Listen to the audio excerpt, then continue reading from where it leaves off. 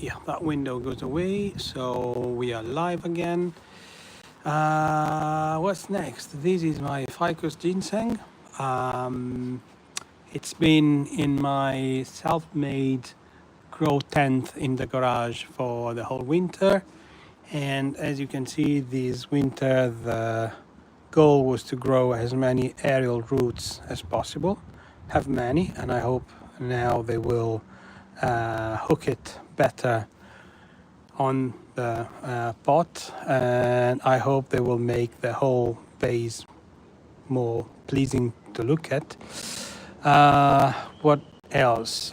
So I took it up here a couple of weeks ago, so it's been out for a couple of weeks, and I believe the reason why these leaves are yellow is because he had to adjust to the new environment, and it should be right now. What else? Of course, this is a grafted tree. The grafting area was much uglier than this. I tried to clean it up a little bit more, but then, yeah, there is a huge piece of hardwood that I couldn't get rid of, and I don't think that it will be able to callus over it very easily. Anyway, plan now is to clean up the pot from leaves, the branches themselves, and get it going. Let's see, I might be, so my plan with this tree was to try to spread the branches as much as possible. I don't think that I managed to get that done successfully, 100% at least. But then, of course, I managed to remove a few branches either and there already in order to make space for new growth to grow. Before going to the cleanup, that will be particularly boring. Actually, I can try to start and keep talking through that. So I just want to comment on the grow tent that I built in my garage. I think it's been quite successful because basically I've been reading that over winter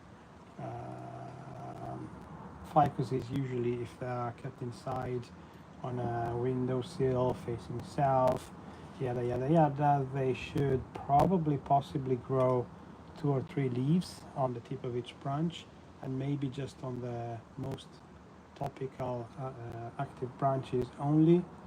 But this one basically had growth on every other branch, and so in this lower one that was probably hidden from the light, we had, yeah, 6 leaves.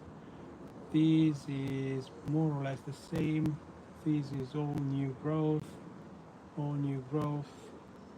I think the growth of this one started from here and went up, so that's probably 10-12 leaves. I think it was quite a successful experiment. Yeah, maybe if you're interested, I might be sharing more about that project that I did last year. Yeah, it's a nice, convenient thing to do over winter, and it's not really expensive, either for materials and also for running costs. So yeah, I highly advise that. Only thing that I feel like warning you is that don't keep tropical trees in and desert-like trees such as jades together, because of course the environment that is good for one type is not for the others, and you will inevitably weaken one of them, if not worse. In this case, this year, the plan was to grow area roots, as I said. Therefore, the humidity was high, and the jade didn't do particularly well. But you know what? You learn by doing things, so I think it was a good thing anyway. So yeah, let's get rid of leaves that are old and that the plant is changing. because I think anyway it got used to the new environment already.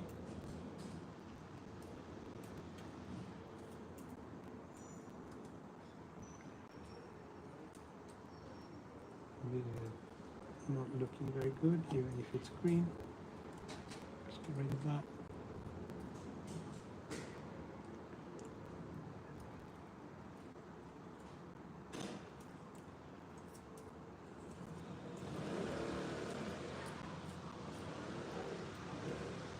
Plug.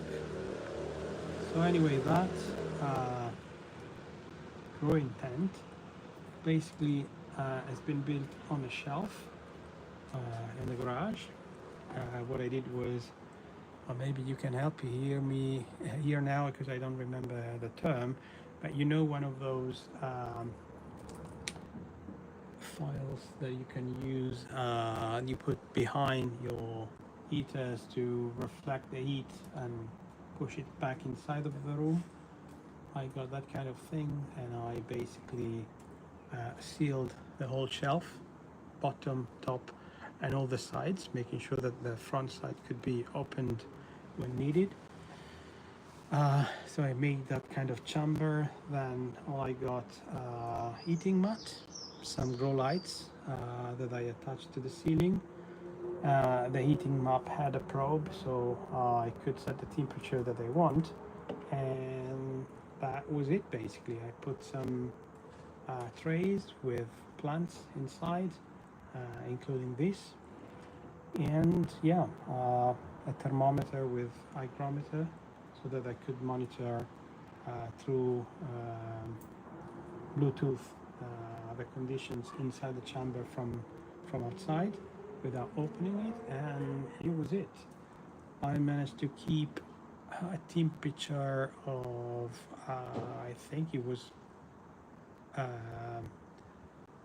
floating between 20 and 25 degrees, 20 overnight and 25 over the days, and a humidity that was going up to 95, 96% overnight, and down to, I don't know, 80, something like that during the day, or the other way around anyway. Yeah, so the environment for tropical plants was incredible. All the other plants I had there grew very well, especially small Ficus benjaminas, my cuttings, and a few other cuttings of any sort that I had there, such as yeah, some Chinese elms, and yeah, every other kind of plant that I could find during the winter basically. And yeah, the plan was to try to see if that high level of humidity was working well for the cutting to strike. And I have to say, I don't have official numbers, but I think the answer is yes. It definitely helped. Yeah, so I think this is it. I wonder if I should remove some old leaves down in the branches and maybe wire some things. But there is a spider here. Let's see if I can. Come on, mate. Come on. You can come back later. Good boy. There you go. There, you go back on the tree. Anyway. So, yeah. Unfortunately, I don't think I can pause the video. But, yeah. That's, I think these should be more or less the front. I could wire those guys more in position and getting rid of most inner leaves, and maybe open up things a little bit more on top of it so that we get more airflow and light in the center areas, and possibly everything will grow better. Yeah, so I think I can do that offline, but stay tuned, because I will definitely share updates. And speaking of cuttings, actually, before we go,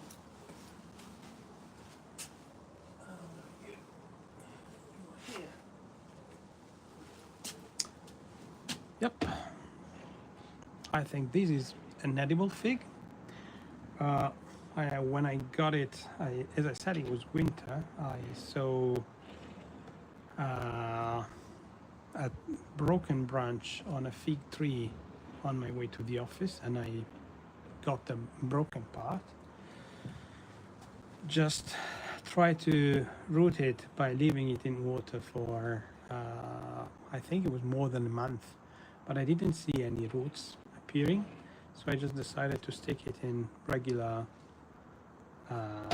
soil, and of course it was kept in my impromptu growing tent, and I think in a couple of weeks I had the first few leaves coming out. And of course this was the first one to strike, and I think it grew from here to here just over winter. This one managed to grow that much as well, and it was the second one, and recently even the third bud activated and created a few leaves. I think there were more leaves here as well, big leaves, and I managed to get rid of them because of course they weren't looking the greatest like this one, but I think I will just wait a little bit longer to have this guy get used to the new environment. You can see here a lot of aerial roots as well. There were plenty here as well, but they didn't manage to connect to the soil level, and therefore I decided to get rid of them. But yeah, that was fun. Let me know what you think, and if you would like to hear more about this homemade grow tent. And yeah, looking forward to speak to you again soon. Bye guys.